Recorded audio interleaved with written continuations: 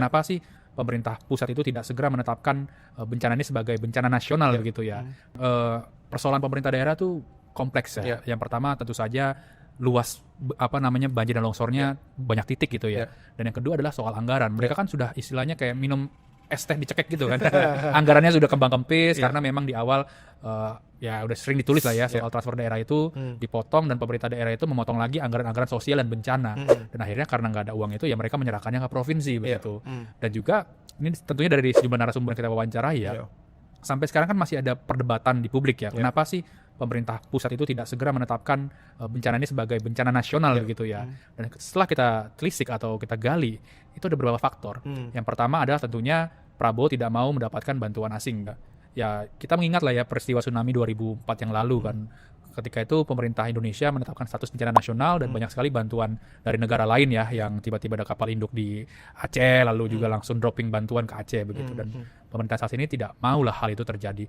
Lalu yang kedua adalah mengenai anggaran lagi-lagi ya Kang ya. Kalau misalkan status bencana nasional ini ada dan terjadi, artinya seluruhnya itu harus di-cover oleh pemerintah pusat. Dan pemerintah daerah ya udah serahkan pemerintah pusat gitu ya. Di tengah akhir tahun kan biasanya itu kan anggaran sudah banyak dipakai dan juga tidak mau mengganggu program prioritasnya presiden. Jadi kayak BGN lalu juga banyak lah ya program-program prioritas itu kalau misalkan nanti fokuskan ke 3 provinsi ini akan terganggu. Lalu yang ketiga yaitu adalah pengusutan perusahaan di sana. Karena kalau bencana nasional itu bisa langsung masuk tuh penegakan hukum dan segala macam. Tadi seperti Bang Ari jelaskan kan ya lagi-lagi di perusahaan itu kan banyak sekali backingnya begitu ya. Ada aktor-aktor besar aktor besar begitu yang sekarang lagi ribut di publik juga bisa di Google bisa ada namanya begitu. Dan ngomong-ngomong soal anggaran Sin dan Bang Ari adalah kita dapat curhat juga nih sebenarnya dari kementerian lembaga yang punya irisan mengenai bencana.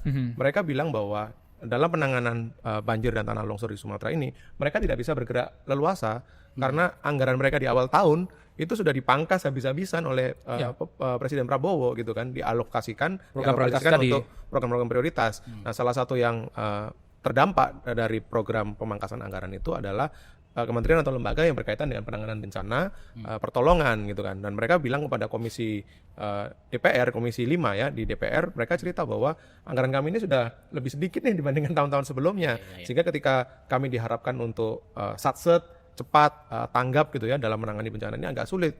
Udah anggarannya nggak ada, peralatan-peralatannya juga sangat terbatas. Itu yang membuat situasi penanganan hari ini yang kita lihat sekarang gitu. Gue juga tuh Kang, kemarin wawancara sama orang di Komisi 8 DPR ya, anggota DPR.